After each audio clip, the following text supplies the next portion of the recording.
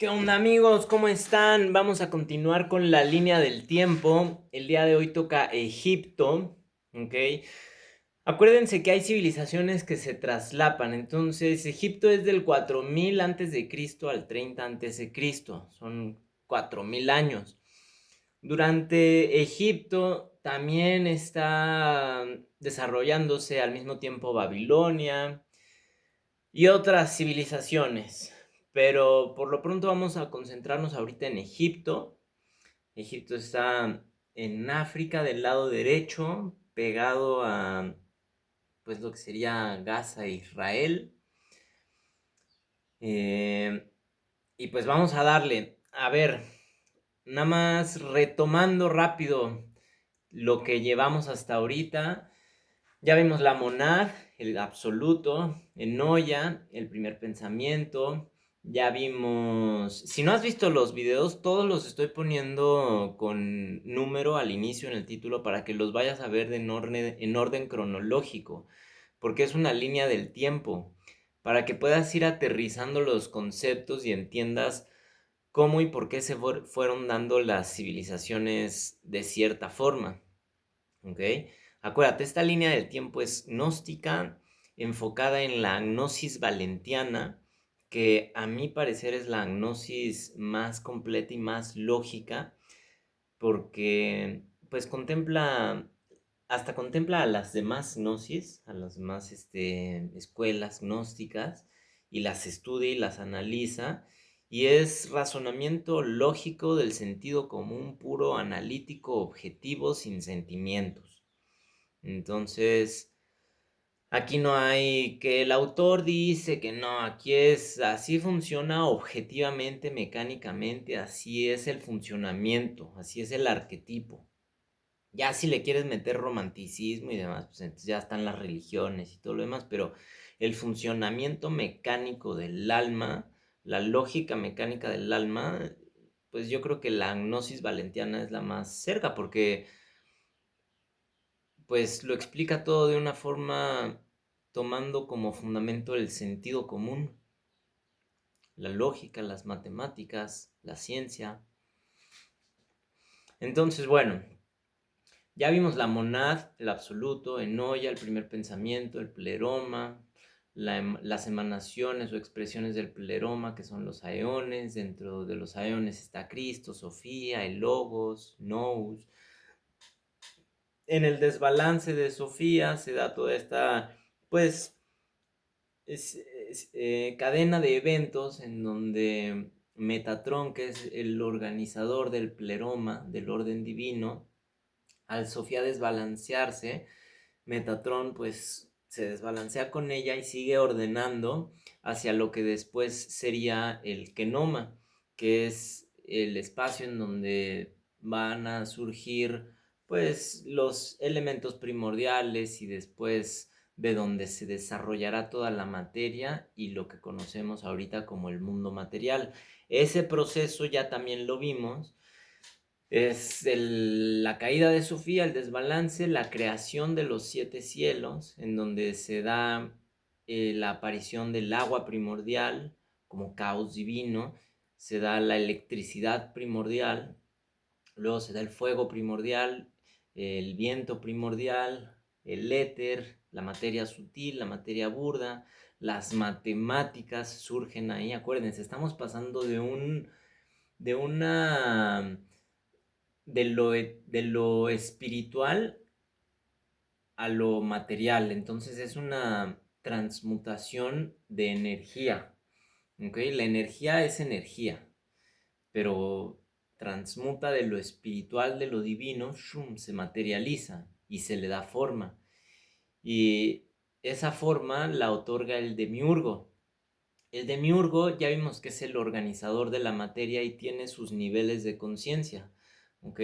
Dependiendo el nivel de conciencia del demiurgo, puede ser o Metatron como organizador del pleroma del orden divino, o el demiurgo ignorante, que sería el demiurgo tirano, el que ignora su origen y se siente el absoluto. Y también tenemos al demiurgo como arquitecto humilde. El demiurgo como arquitecto humilde, que es con quien yo les sugiero que se alineen, es el entendimiento y reconocimiento de que este mundo material no existiría sin el orden del demiurgo. Entonces no es idolatrarlo, no es agradecerle nada, es solamente reconocer que este mundo material tiene un orden y ese orden lo da el demiurgo. Pero si tú te alineas con ese orden, es decir, no vas en contra de las probabilidades, de las estadísticas, de la matemática del orden, ¿me explico? El demiurgo deja de ser tirano y se convierte en un demiurgo reconciliado con el pleroma o con la divinidad a través del entendimiento, pero permaneciendo en su función, y pasa a ser el arquitecto humilde. Y ya no es malo ni bueno, simplemente es un arquitecto que construye y organiza y ordena este mundo material a través de leyes. ¿Ok? Entonces, eso es muy importante porque después de Egipto vamos a ver a los olmecas. ¿Ok? Y aquí quiero volver a ser enfático en lo que les voy a ir platicando ya cuando lleguemos a los olmecas, porque lo estoy viendo también en Egipto. Tanto los egipcios en el Egipto temprano como los olmecas, porque Egipto se divide como en dos, el Egipto tardío y el Egipto temprano, ¿no?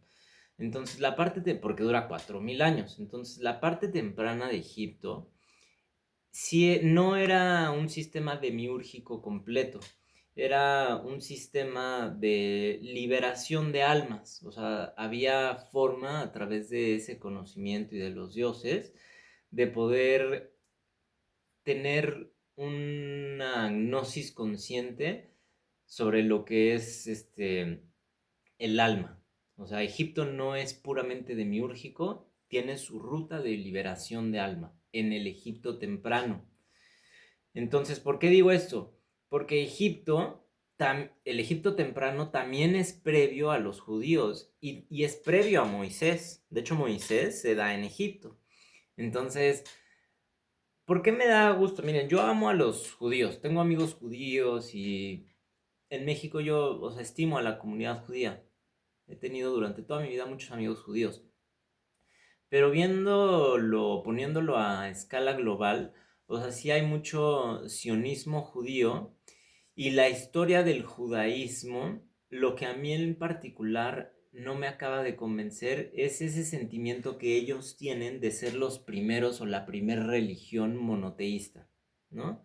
O sea, ellos creen ser los primeros y como de las religiones actuales es la más antigua, porque no consideramos ni a esta parte del Egipto temprano ni a los olmecas, ellos llevan ese estandarte de somos la primera religión monoteísta, eh, Cristo era judío y, o sea, como que se escudan mucho eso en que son los primeros y no hay religiones antes de ellos. Y entonces me encanta esto porque tanto Egipto temprano como los olmecas tumban toda la argumentación judía y no solo eso, la exponen su sistema demiúrgico, porque aquí en Egipto vamos a ver cómo el sistema de ley que tiene la religión judía nace precisamente porque ellos carecen de territorio y necesitan a través de la ley escrita una forma de sobrevivir para darle estructura a su pueblo. Ahorita lo vamos a estudiar, pero es muy interesante.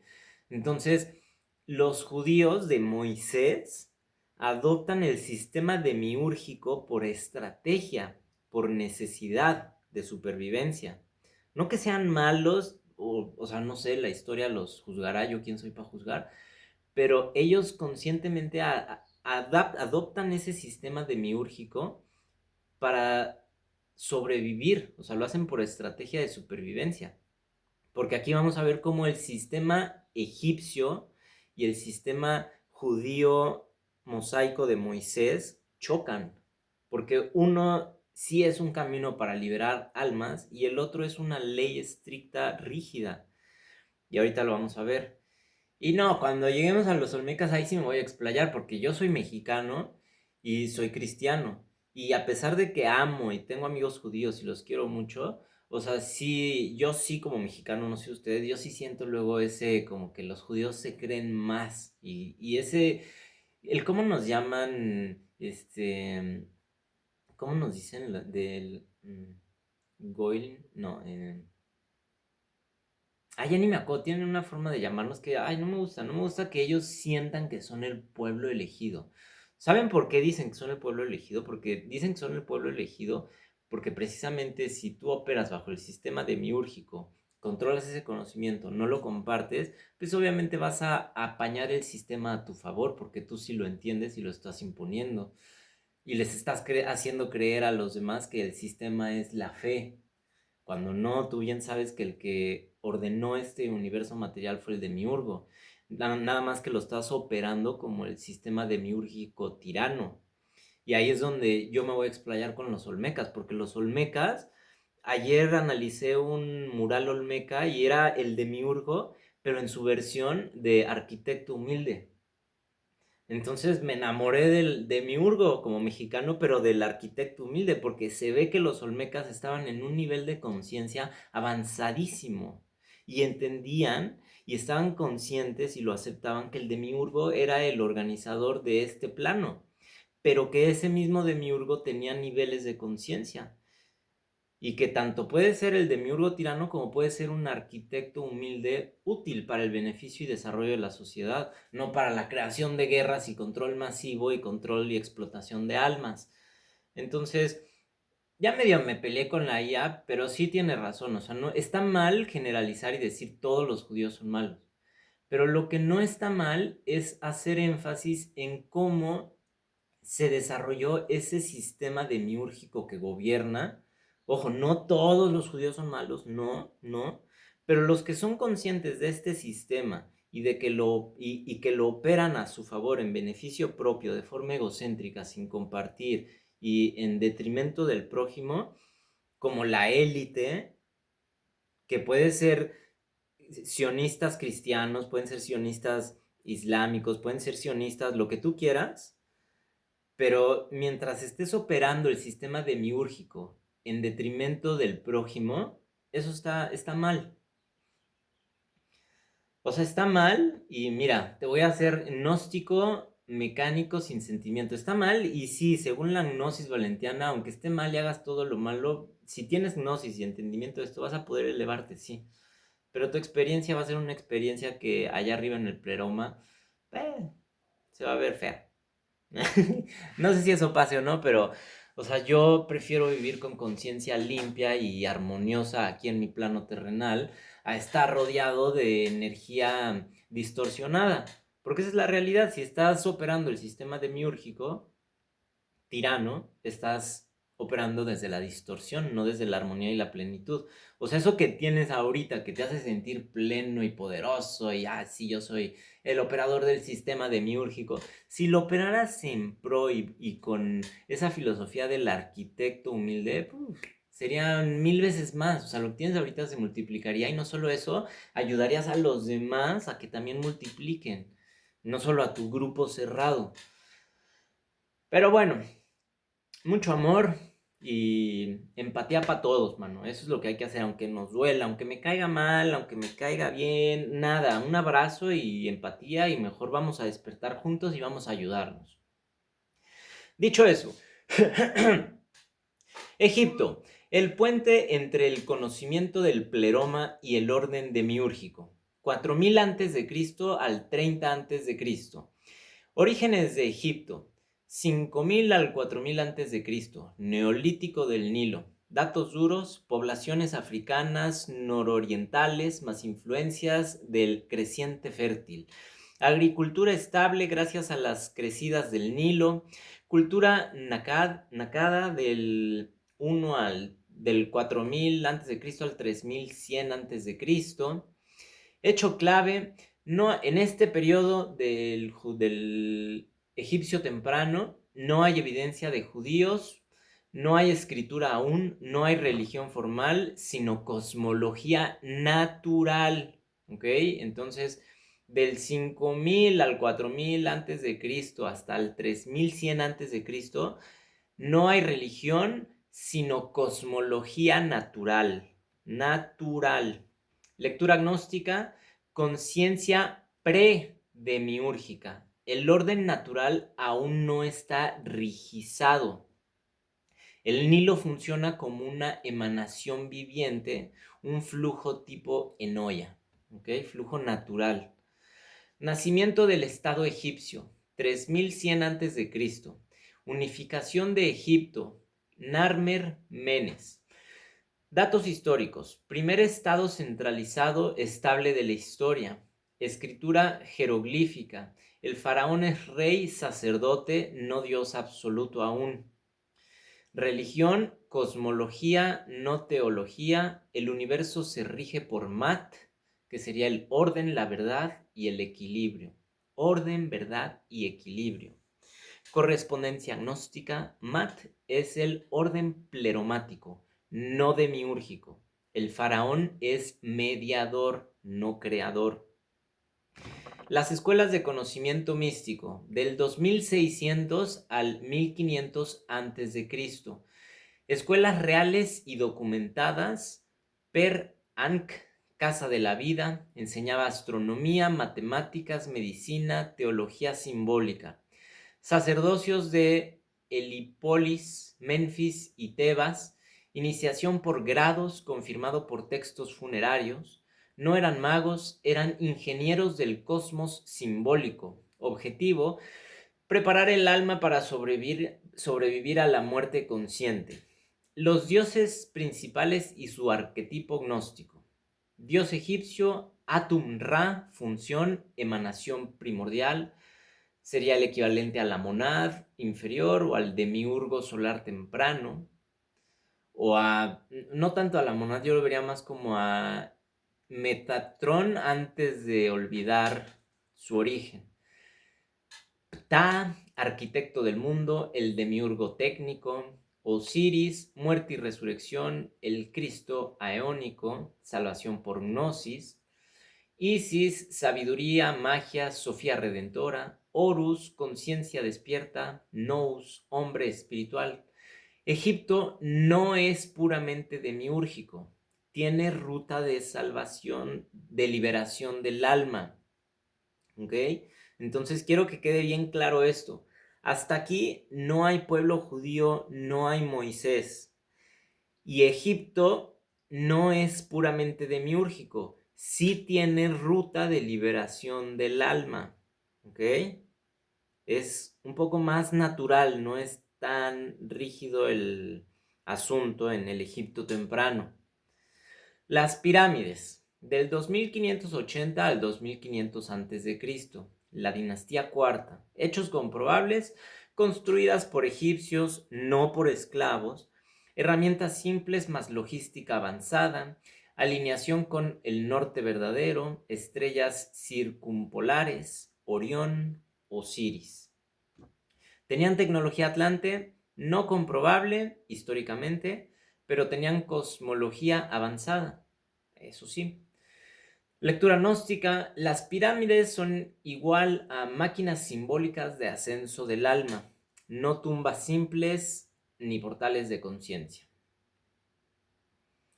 Atlántida, según Platón, no hay evidencia histórica directa, pero sí hay paralelos simbólicos entre Egipto y la Atlántida. Geometría sagrada, alineaciones estelares, concepción del alma inmortal. Conclusión gnóstica, Egipto no hereda tecnología, pero sí hereda un paradigma cosmológico antiguo común a varias culturas. Los judíos en Egipto, ¿ok? 1700 al 1200 a.C. Datos históricos, no hay evidencia arqueológica masiva del éxodo. No hay evidencia arqueológica masiva del éxodo. Hay registros de poblaciones semitas en el delta. No eran esclavos al inicio. ¿Cuándo surge el conflicto? Durante el Imperio Nuevo, del 1500 al 1200 a.C. Probable choque cultural religioso. ¿ok? No fue un conflicto racial, fue choque cultural religioso. Moisés y el Éxodo, 1300 antes de Cristo. Apertura del mar, explicable por fenómeno de wind set down, baja mar extrema, no milagro sobrenatural necesario. ¿Cuánto tiempo fueron oprimidos? El relato bíblico habla de 400 años, históricamente varias generaciones, pero no siglos continuos. ¿A qué Dios adoraban en el Sinaí? En el 1300 a.C., hecho clave, adoraban a YHWH, Dios. Era un Dios legislador, exclusivo, celoso y normativo. Lectura agnóstica del Dios del Sinaí. YHWH igual al demiurgo, Dios del orden, ley y castigo, no del conocimiento directo. Repito, ¿a qué Dios adoraban en el Sinaí? Lectura agnóstica a creo que se dice Yahweh, YHWH, que sería igual al demiurgo, Dios del orden, ley y castigo, no del conocimiento directo. El becerro de oro, probable reminiscencia de Apis de Egipto. Y el conflicto es un conflicto de gnosis egipcia y ley demiúrgica. Judaísmo místico y Babilonia. 586 a.C. Exilio babilónico. Aquí nace el judaísmo textual, anagelogía, demonología, influencia sumeria, babilonia, persia. No surge en Egipto, sino después en Babilonia. El judaísmo místico surge en Babilonia, no en Egipto. Caída de Egipto en el 30 a.C., con la muerte de Cleopatra, la conquista romana, el conocimiento se oculta, se fragmenta, migra a Grecia, hay hermetismo, gnosticismo, alquimia medieval. La masonería y Estados Unidos.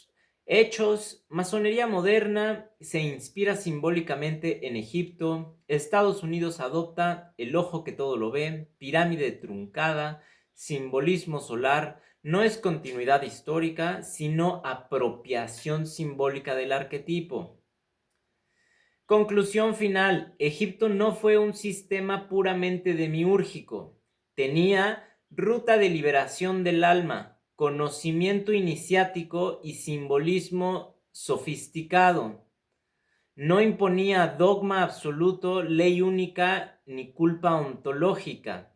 Egipto es igual a un sistema de transición entre el pleroma antiguo y el endurecimiento demiúrgico posterior. El verdadero quiebre ocurre con la ley mosaica y Babilonia, no con Egipto. Ok, con eso concluimos Egipto y voy a repetir este cierre. El verdadero quiebre ocurre con la ley mosaica y Babilonia, no con Egipto. Entonces, en el momento que se da esta ley mosaica y lo que está ocurriendo en Babilonia, de empezar con la demonología, angelología y el judaísmo místico, cuando se fusionan esas dos es cuando ya surge ahora sí la sofisticación del demiurgo, y el demiurgo empieza a agarrar más poder y a tener más poder underground, si lo quieres llamar así, pero se está haciendo de poder para después poder tener esa expansión como tuvo en Akkad, que en Akkad es como la primera expansión del sistema demiúrgico. Miren, yo hago trading y es como el trading. O sea, el precio no puede subir sin bajar primero. Siempre hay que subir, bajar a rectificar para ver si hay más órdenes de compra para poder volver a subir. O sea, está acumulando para poder tener luego otra expansión fuerte. Con eso concluimos Y miren, me da un buen sabor de boca Egipto porque Egipto es un ejemplo claro de cómo el sistema demiúrgico se apoderó de las religiones, de todas. No importa si eres católico, si eres judío, si eres cristiano, si eres musulmán, si eres... No me meto mucho con el budismo y eso porque están muy allá apagadas. Pero las religiones occidentales están estructuralmente hablando secuestradas por el sistema demiúrgico tirano. ¿Ok? Ayer estaba hablando con la inteligencia artificial y puede existir un sistema de gobierno gnóstico, lógico, objetivo, en pro de la biosfera y del equilibrio, que entienda al demiurgo, que lo entienda como necesidad, pero que lo ponga a operar en pro de la evolución y de la conciencia. Y sería operar a través del demiurgo, el arquitecto humilde, en su etapa de conciencia del arquitecto humilde. Entonces, ¿qué está pasando en el mundo? Ahorita estuve viendo, yo estoy muy metido ahorita con temas de la comunidad judía, no porque sea judío, sino porque estoy viendo lo que está ocurriendo en Estados Unidos y me parece, pues, muy desagradable la desinformación y la manipulación que hay. Miren, Netanyahu no es Israel, ¿ok? Y el gobierno de Netanyahu no es Israel. Y está mal decir que todos los judíos hacen o son conscientes de esto, pero tampoco está mal decir que hay una élite sionista que incluye tanto a católicos, cristianos, musulmanes, judíos, ateos, que están operando desde un sistema demiúrgico, ¿ok? Aquí, ¿cuál es el problema? El problema es que están mezclando e involucrando religiones. Por ejemplo, en Estados Unidos hay un cuate que se llama Jake Lang que está promoviendo las cruzadas antimusulmanes en Estados Unidos. Y está bien, lo entiendo, porque los musulmanes y el Islam, a través de su yihadismo moderno, ellos no van y conquistan con armas, ellos van y conquistan con demografía. Se reproducen, un musulmán tiene 20 hijos y ese hijo tiene otros 20 hijos. Y aparte tienen 20 esposas. Entonces 20 hijos por esposa y ¡pum! Te acaban, o sea, te vuelves minoría en cuestión de décadas, de años.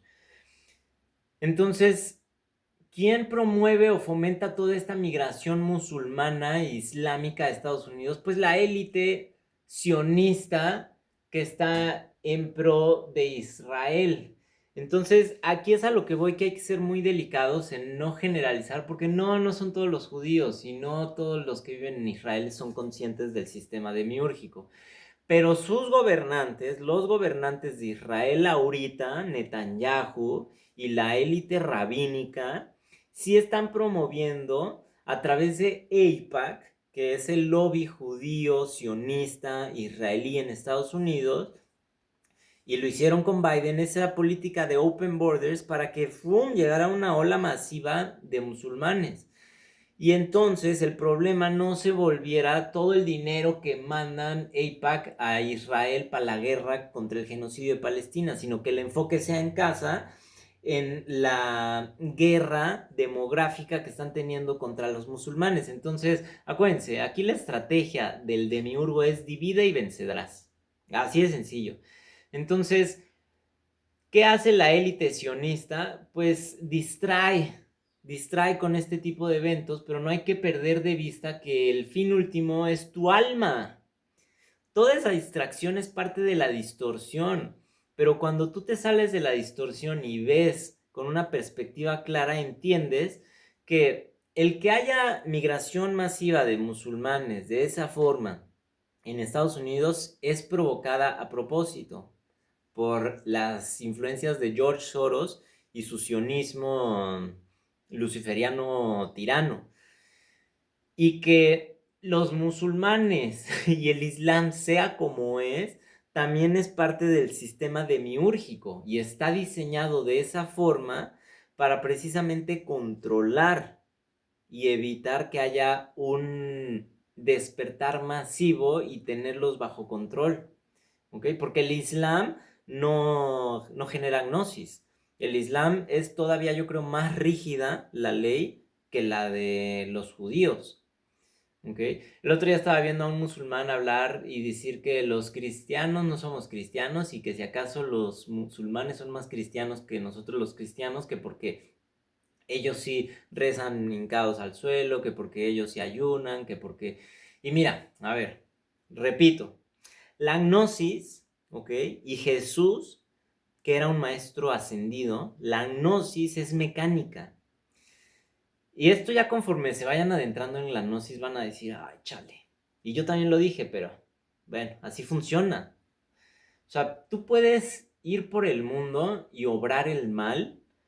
Y siempre y cuando tengas entendimiento de esta gnosis, al final del camino puedes tener trascendencia, o sea, puedes tener gnosis, puedes elevarte, puedes aligerar tu alma siempre y cuando te desprendas de todo lo material y todo lo que viviste aquí, tu experiencia de aquí, de entender y dejar de decir yo ya no soy quien fui aquí y soy parte del todo. Entonces, cuando escuché eso dije, ay, no, o sea, no, y me sentí mal, dije, no se vale, porque entonces puede ser muy malo y al final sí tener gnosis si entiendes. Y dije, ay, chale. Y pues sí, o sea, ni modo, o sea, lo que es, ¿sabes? Pero ese no es el objetivo, porque entonces tu experiencia y tu aporte a la experiencia de la divinidad, porque lo que aportas es experiencia, no tu yo desaparece, tu experiencia se va con el todo. Entonces, mi pregunta para un ser humano con sentido común es, ¿qué tipo de experiencia quieres aportar a la plenitud? ¿Quieres que tu experiencia sea una experiencia de engaño, de distorsión, de falta a la verdad, de falta a los principios, de el equilibrio? ¿O quieres que tu experiencia aporte armonía, que aporte amor, que aporte entendimiento, razonamiento, lógica? Entonces, ahora sí que depende de cómo quieras vibrar tú y cómo quieres que sea tu transición y tu elevación, pues es como vas a vibrar aquí, ¿no? O sea, si quieres que este mundo sea un mundo como el que tenemos hoy, con guerras, con desentendimiento, con desorden, con enfermedad, con sufrimiento, pues sigue operando con esa frecuencia. ¿Te vas a elevar? Sí. ¿Vas a tener gnosis? Sí. Pero aquí no estás aportando en nada. Y no estás vibrando, o sea, estás vibrando en distorsión, es a lo que voy. O sea, ¿por qué querrías vibrar en el aquí, en el ahora, en distorsión? O sea, que vibres en distorsión aquí y que eso no impida que puedas tener gnosis y elevar tu alma, no significa que, o sea, como por qué querrías estar en distorsión ahorita, si ahorita puedes estar alineado y en armonía. Entonces, pues ese mensaje le doy a todos los cristianos, a todos los católicos, a todos los judíos, a los musulmanes. Cuando ustedes absolutizan la religión, están cayendo en un sistema demiúrgico, ¿ok? No importa si eres católico, si crees en Jesús, en la Virgen de Guadalupe, da igual.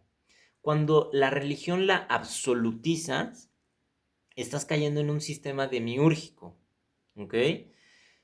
¿Cómo salir de ese loop? Pues simplemente no absolutizar la religión, buscar entendimiento y entender que hay un sistema divino de transición y transmutación de almas, ¿ok? O sea, este mundo no es el fin.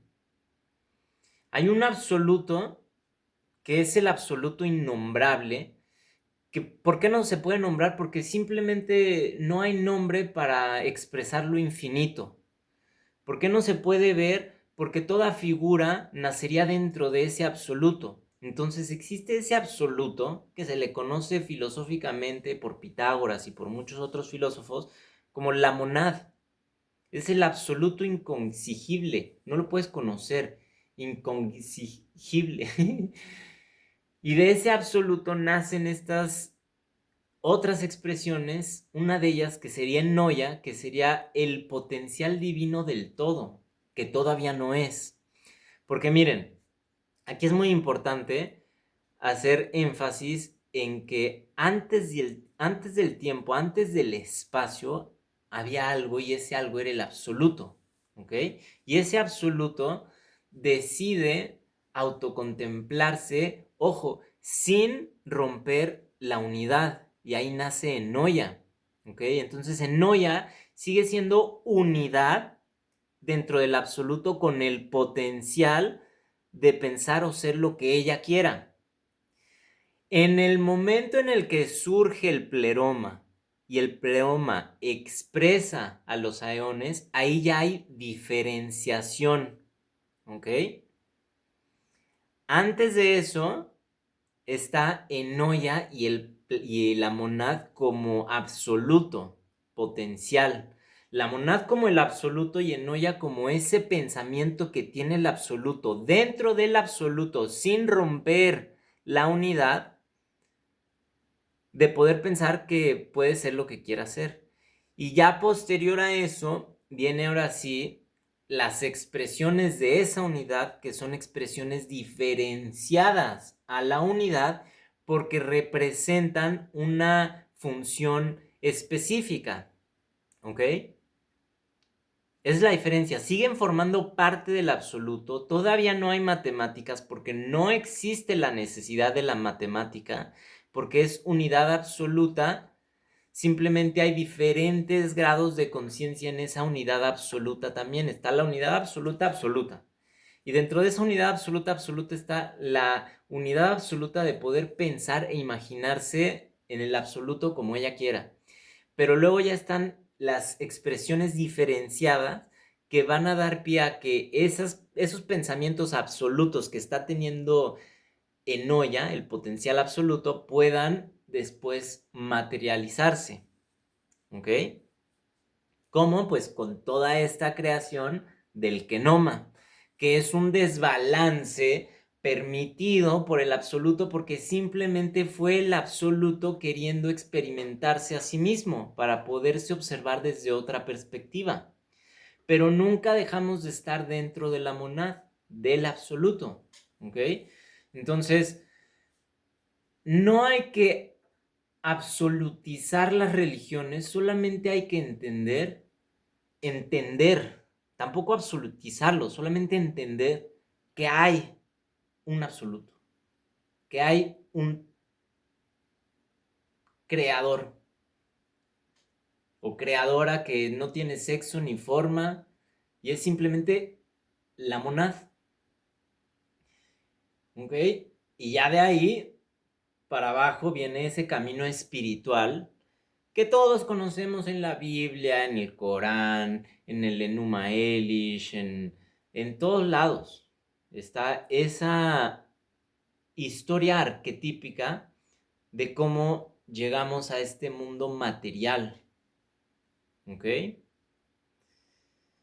Y, y ya, y bueno, por último, miren, también estoy muy metido con este tema de los judíos ahorita porque ya hubo un falso mesías judío, que aquí ya lo estudié, lo vamos a ver después, que se llamaba Shabati Tzvi. S-H-A-B de burro T-A-I y su apellido T-Z-B-I. Shabati Tzvi. The False Messiah That Broke Judaism.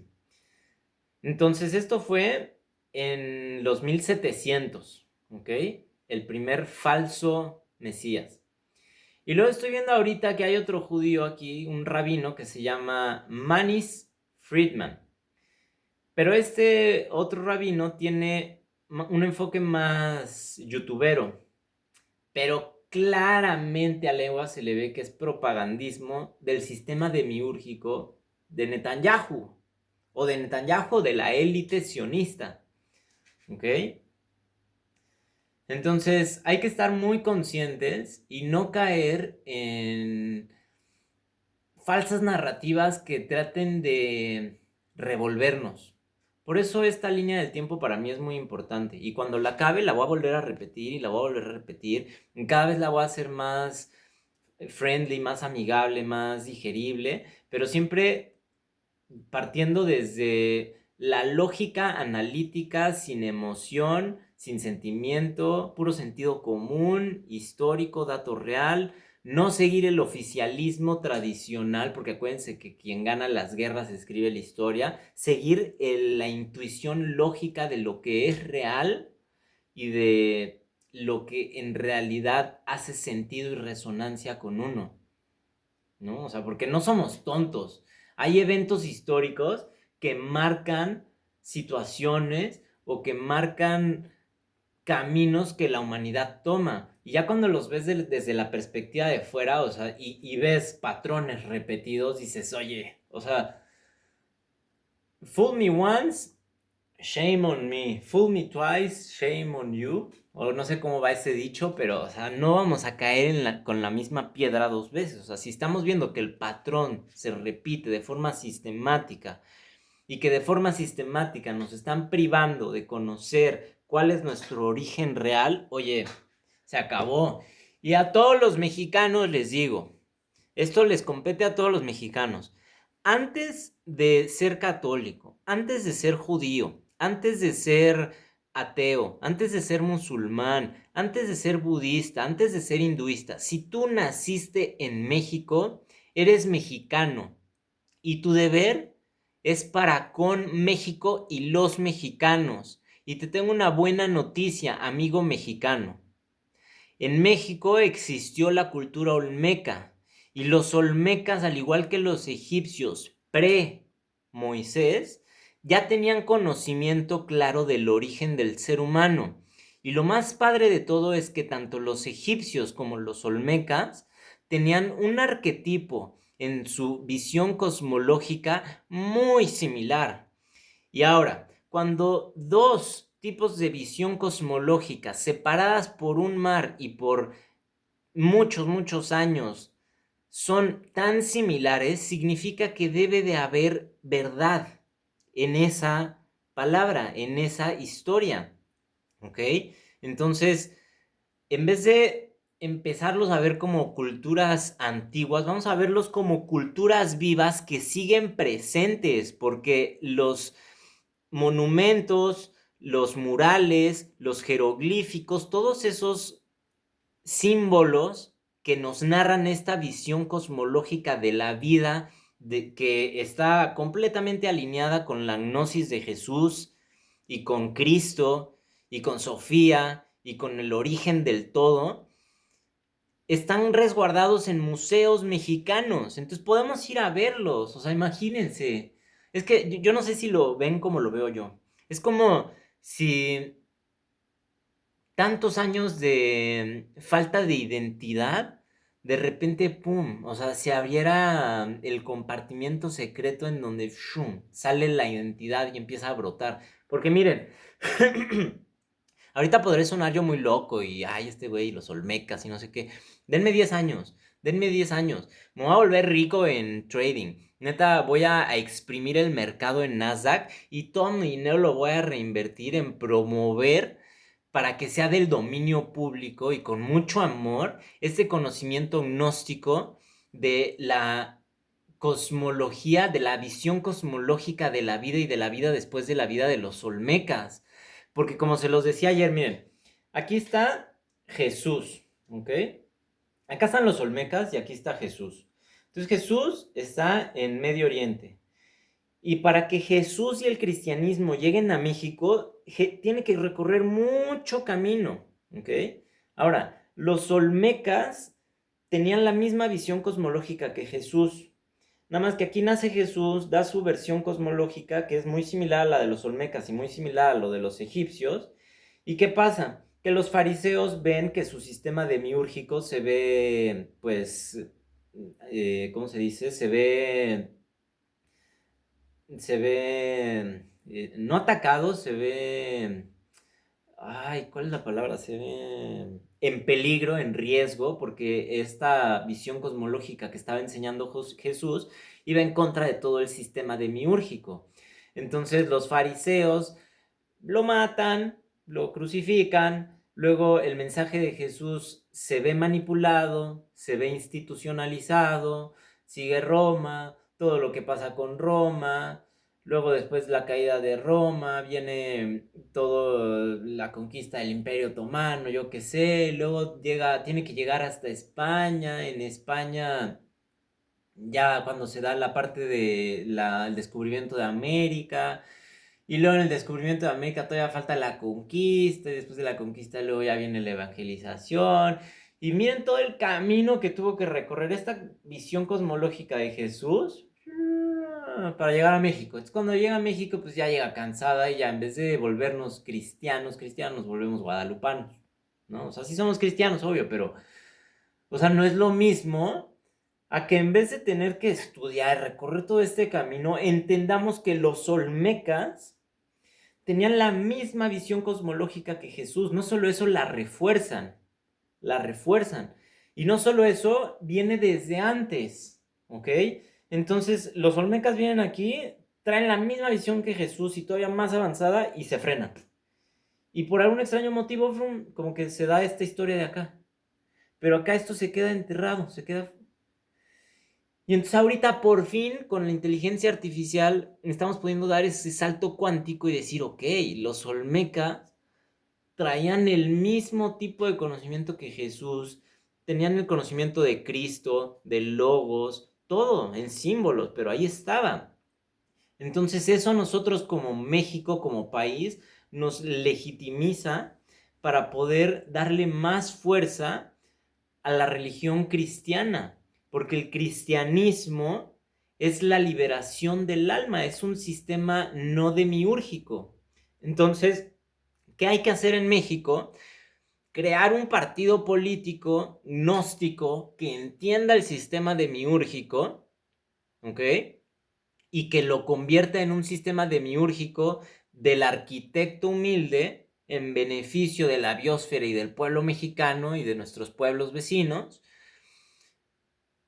y la religión regresar a nuestras raíces, a los olmecas sin perder el cristianismo, porque en Estados Unidos necesitan guía.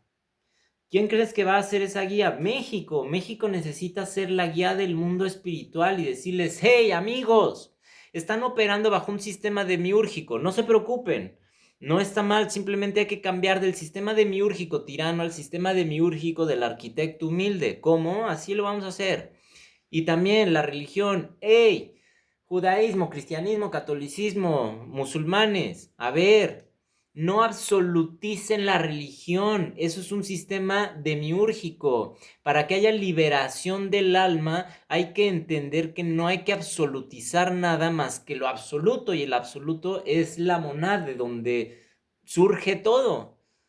De la monad surge el cristianismo, el judaísmo, el catolicismo, el musulmán, el budista, el hindú, y todo surge del absoluto, nada más que hay que entenderlo, ¿ok?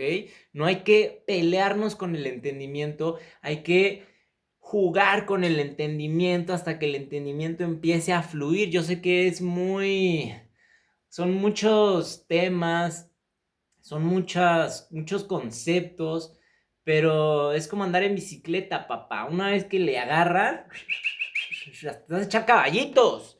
Mira, te lo digo de memoria. La monade, Noia, el pleroma, Aeones, Cristo, Logos, Nou, Aletheia, Eclesia, Árgapos, después de los Aeones, la caída, el descenso, el desequilibrio de Sofía. Metatron sigue ordenando y se le olvida que está ordenando y voltea para atrás, pero ya sigue ordenando porque es demasiado efectivo y se convierte en el demiurgo. Ahora, el demiurgo crea los 7 cielos. En los 7 cielos aparecen los elementos primordiales: el agua, el fuego, el viento, el éter, la materia burda, la materia fina.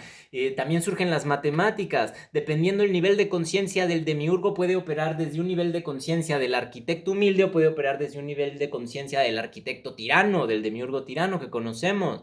Después de eso, bueno, pues ya se saben toda la historia, véanla en los videos, pero a lo que voy es que el conocimiento va a fluir una vez que tú te sintonices, papá. Let's go.